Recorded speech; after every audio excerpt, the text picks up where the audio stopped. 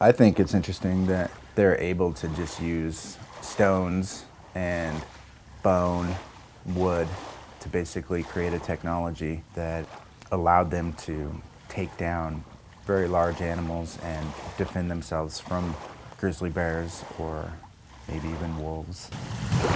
Yeah, you notice it, but it sticks around, you know, sometimes for a couple of years even. So I think most of it that I saw looked pretty old. Cut.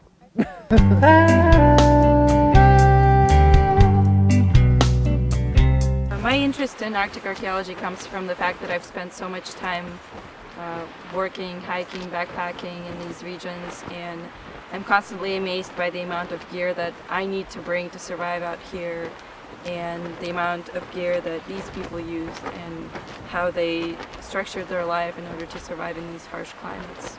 You ready? Good.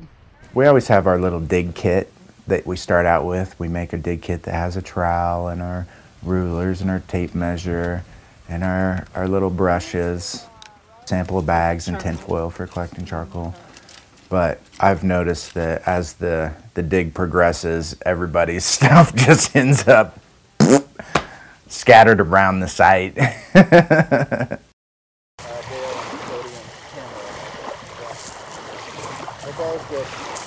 I have writing implements, a Sharpie with which I can write on bags where I put my artifacts, some marble that I picked up on the beach, and a hand lens if I need a closer look at an artifact. Oh. Oh. Alright, I have a lot of plastic bags. That must mean you're finding a lot. That's right, I am. It's a good sign.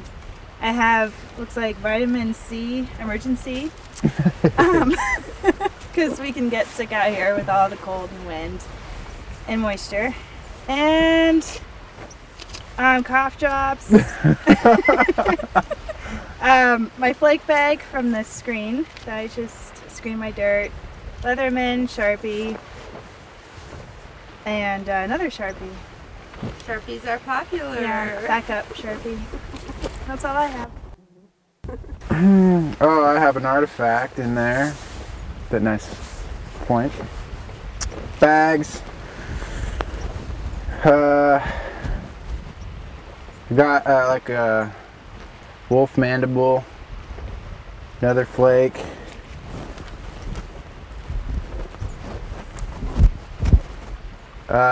caribou metatarsal I found on the beach, and more bags.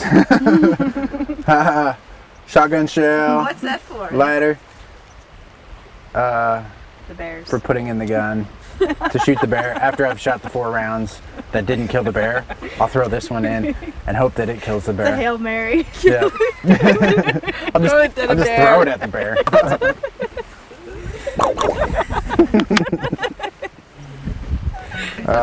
I do have more since I'm wearing overalls. Sharpies galore. I'm stocked. Okay, hold that up so we can find a close-up of that. I am the archaeology nerd. Picked up all the Sharpies. They think I'm stealing them, but they're leaving them on the ground, just laying around to be lost.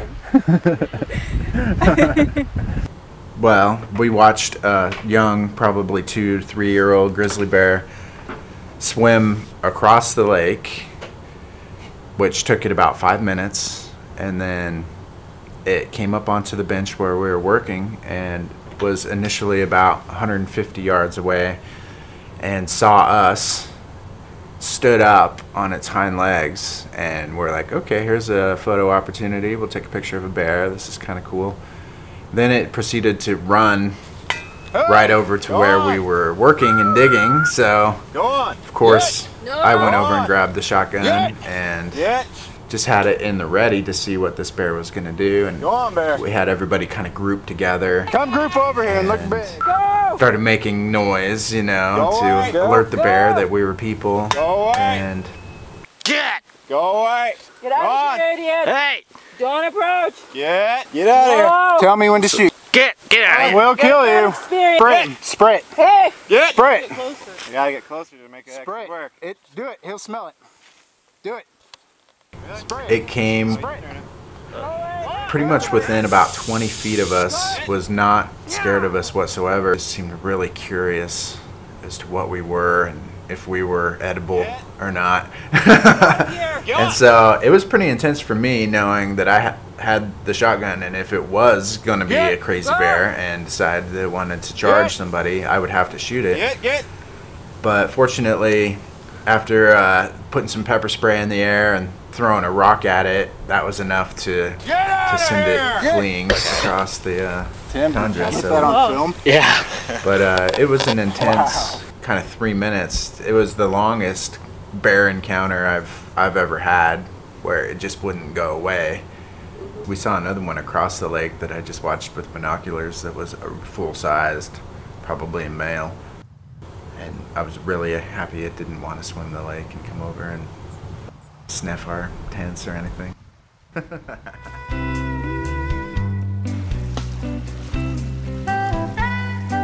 It's a matter of time and personnel.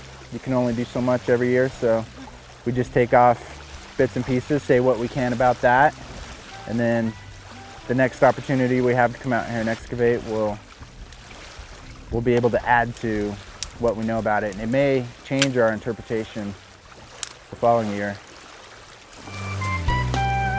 If you had to travel to Fairbanks from school, which I did, I drove for 5 days through Montana and Canada to Fairbanks.